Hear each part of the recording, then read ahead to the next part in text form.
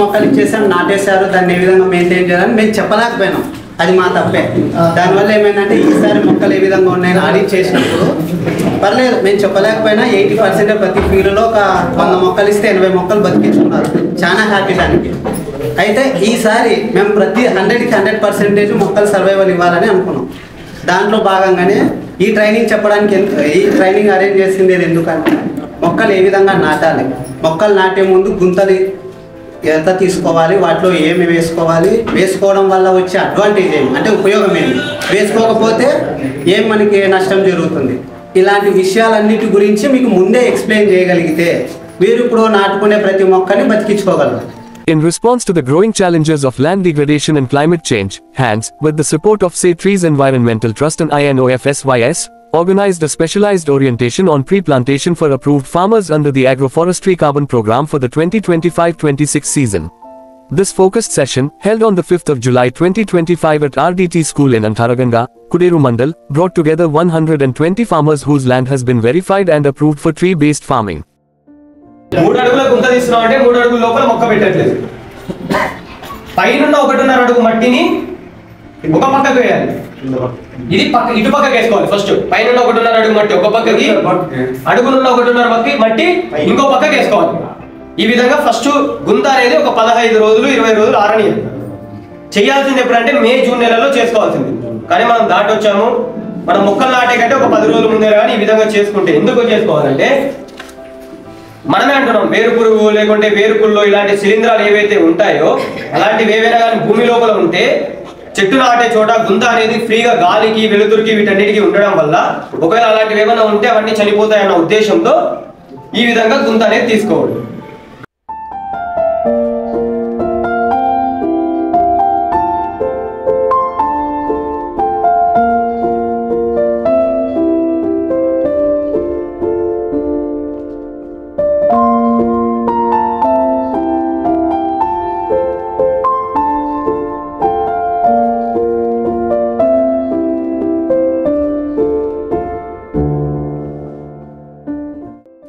Pause for visuals of farmer interaction and field activities. Led by Mr. K. Suresh and the HANDS field team, the training provided hands-on knowledge in plantation models, pit preparation, water-smart irrigation, composting methods, and species selection tailored to local conditions. Farmers participated in live demonstrations, learning techniques such as root pruning, proper spacing, and organic soil enrichment using farmyard manure and leaf compost.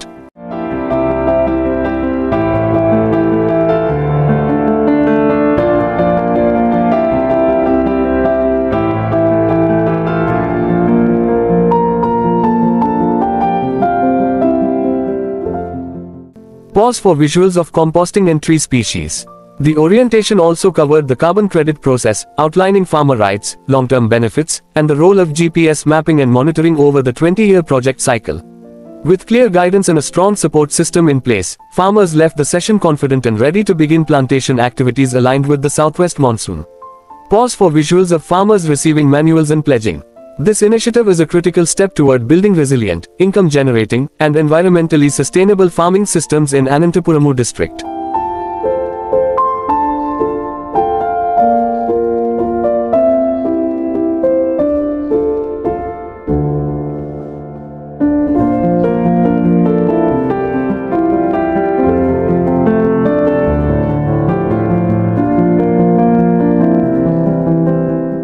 వజ్రాలు పక్కకు వారిస్తారా, గట్టి మీద నాటుతారా మీరు?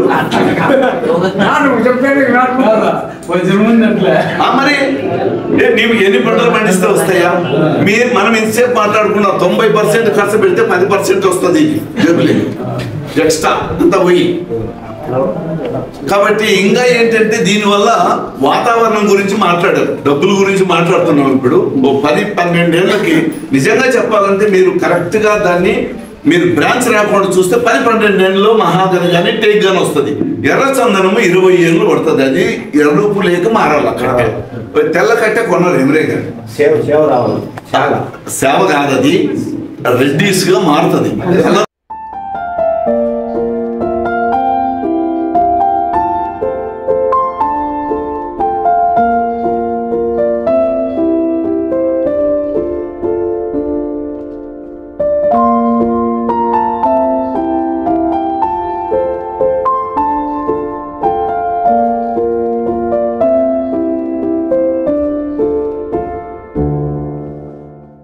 చెడగొట్టిండేది. ఈ చెడగొట్టిన వాళ్ళందరికీ ఒక బంధం ఉంది. ఏం బంధం చెప్పండి? గాలి బంధం ఉంది. ఏ బంధం ఉంది? నా అన్నం నాకుంది, నా కుండలో, నా నీళ్లు నాకు క్యాన్లు ఉన్నాయి. కానీ గాలి మాత్రము ఈ ప్రపంచానికి ట్యూబ్ ఒకటే. అందరం అందులోకి వదలాలి, అందరం అక్కడి నుంచే తీసుకోవాలి. యా దేశముడైనా, యా మన ప్రధానమంత్రి అయినా, ఎవరైనా, ఎంత పెద్దోడైనా గాలి ఎక్కడి నుంచి తీసుకోవాలా? ప్రకృతిలో నుంచి గాలి ఒక ట్యూబ్ ఉంది భూమి చుట్టూ, దాంట్లోకి వదలాలి, దాంట్లో తీసుకోవాలి. అది చెడిపోతే ఎవరికి నష్టము? అందరికీ కదా. మళ్ళీ మన ప్రాణం బయట ఉందా, మన బొందిలో ఉందా? బయట ఉంది. నువ్వు ప్రతి 5 సెకండ్లకి 6 సెకండ్లకు ఒక బార్ తీసుకోవాలి.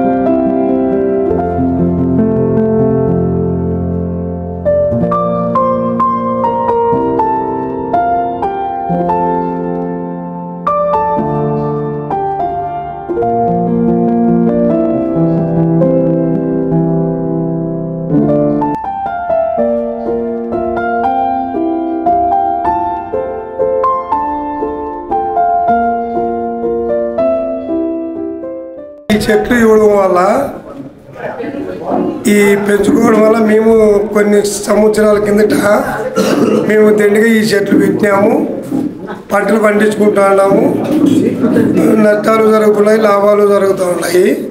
కాబట్టి ఈ సంస్థ, ఈ యాంట్ సంస్థ అనే వాళ్ళు వచ్చినారు.